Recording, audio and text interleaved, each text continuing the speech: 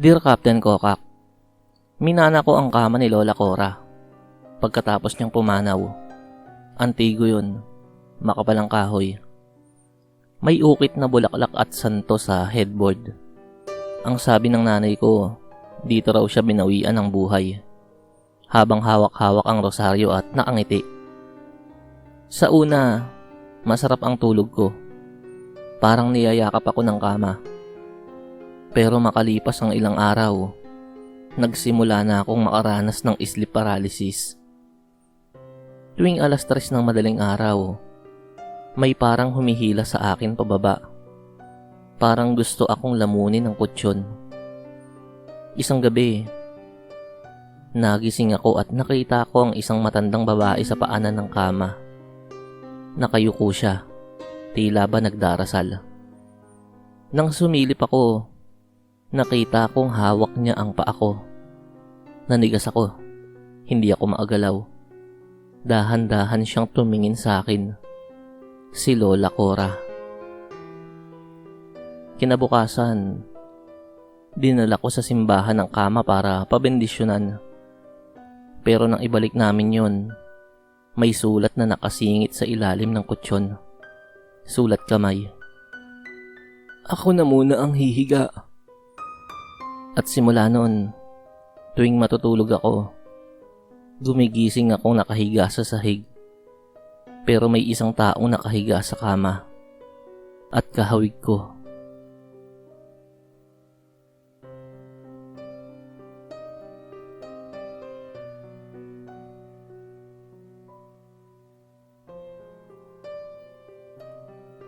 Dear Captain Kokak, boarding house lang ang kaya kong upahan. Nang inalok sa akin ang kwarto, kinuha ko agad, kahit may kasamang lumang kama. Yun lang kasi ang mura at kaya ng budget ko. Wala raw may gustong gumamit ng kama, kaya libre na lang daw, para mabilis akong makalipat.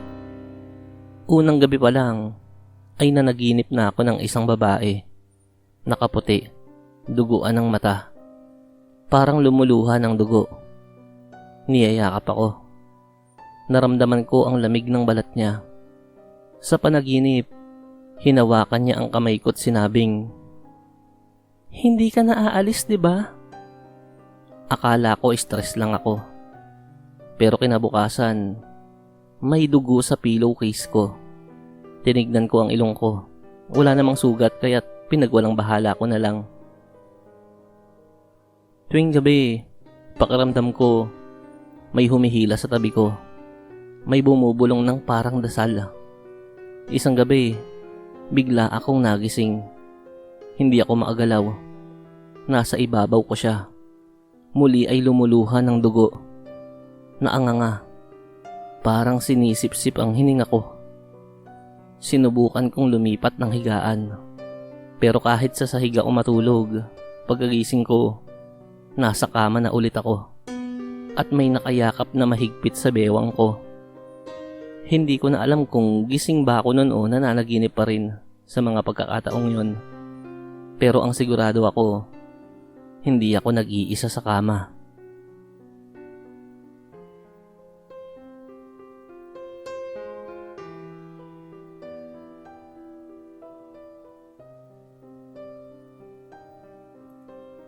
Dear Captain Kokak, sumama ako sa mga tropa ko sa isang lumang bahay sa tabi ng ilog. Balita raw ng karamihan ay haunted daw yun. Pero challenging daw. May kama sa kwarto ng master's bedroom. Malapad. May makapal na kutsyon. Ako ang humiga ron sa unang gabi. Pagpatak ng 12:00, nagising ako dahil sa tunog ng kadena. Akala ko prank lang ng mga tropa ko. Pero nang silipin ko ang paanan ng kama, may taong nakatali roon. Payat, madumi, umiiyak. "Tulong! Tulong!" Anya. Nagising ako sa sigaw.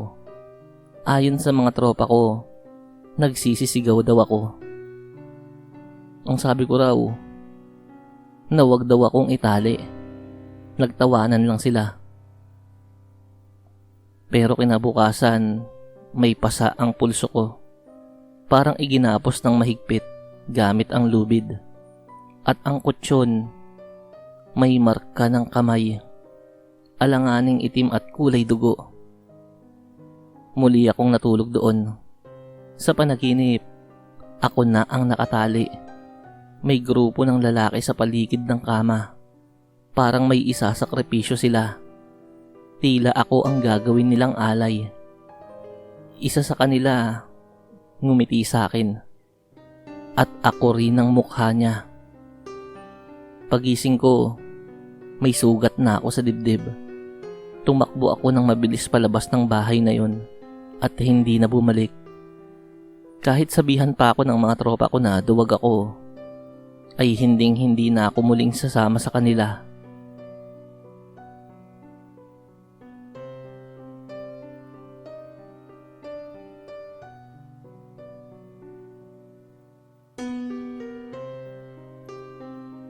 Dear Captain Kokak, double deck ang higaan namin ng kapatid ko. Ako sa itaas, si Mika sa ibaba. Simula nang ilipat kami ng kwarto malapit sa bodega ni Lolo, hindi na naging normal ang tulog namin. Isang madaling araw, nagigising ako sa iyak. Akala ko si Mika, pero sa umaga, pinagtatawanan niya lang ako. Sabing hindi naman daw siya umiiyak. Isang gabi, nagising ako dahil may nararamdaman akong gumagapang sa gilid ng kama. Tumigil ito sa ulunan ko. Hindi ako maagalaw. Dinig ko ang mahinang bulong. Hindi ko siya gusto. Ikaw ang gusto ko. Sinilip ko si Mika sa ibaba. Wala siya sa kama. Nasa isang sulok siya ng silid. Nakayakap sa tuhod niya. Ate, sabi niya, nanginginig. Ayaw ko na sa kama ko. May tumatabi sa akin tuwing 12:00. Maliit siya, paputla, tapos may maitim na mata. Nagdesisyon kaming magsama sa itaas.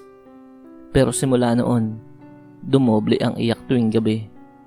Mula sa ibaba, may umaakyat. At ngayon, dalawa na silang nakatingin sa amin mula sa gilid ng kama.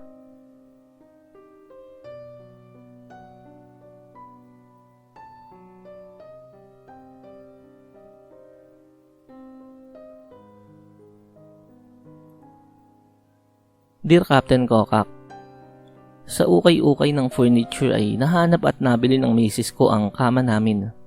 Solid wood yun. Mura. Antique look. Perfect daw sa bagong kwarto. Una pa lang, may kakaiba na akong pakiramdam.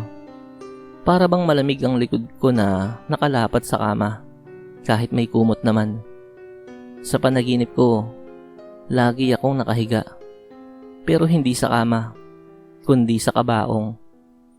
Sa paligid ko, may mga umiiyak, may pare, may kandila, at mga taong hindi ko kilala.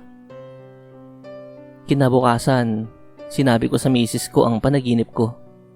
Tumawa lang siya, hanggang sa siya naman ang nanaginip. Pareho raw kami, patay rin siya sa panaginip. Napag-alaman namin sa kapitbahay na ang kama raw ay dating gamit sa isang funeral home. Doon daw inihahanda ang mga bangkay bago ilagay sa kabaong. Sinubukan naming ibalik sa tindahan, pero lagi yung bumabalik sa labas ng bahay namin. Isang gabi, wala ang misis ko. Mag-isa akong natulog. Nagising ako sa pakiramdam na may humiga sa tabi ko. Nang bumaling ako ang nakita ko. Ako mismo, pero nakapikit at tila patay na. Sa sulok ng kwarto, may lalaking nakaputi. May bulak sa ilong. Nang sumilip ako sa salamin, wala akong refleksyon.